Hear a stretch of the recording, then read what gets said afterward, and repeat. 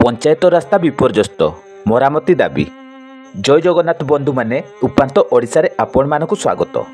केन्दुझर जिला जोड़ा ब्लॉक अंतर्गत सेरेंडा ग्राम पंचायतर भद्रासाई बड़बिल मुख्य रास्ता कासिया छकठारु कासिया ख ग्राम पर्यंत 5 किलोमीटर रास्ता दीर्घ वर्ष है शोचनीय हो पड़ा अभियोग होईची।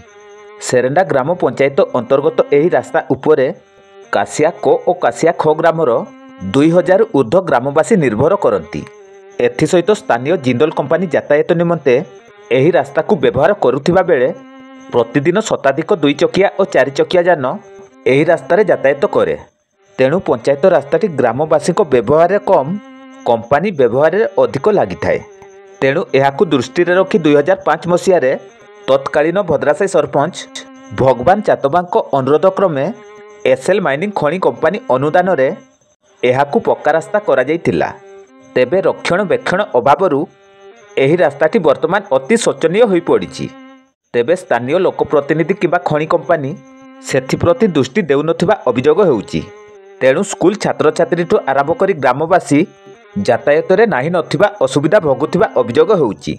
तेणु एही पंचायत रास्ता को यथाशीघ्र मरामती निमंते ग्रामवासी दाबी करिसेंती।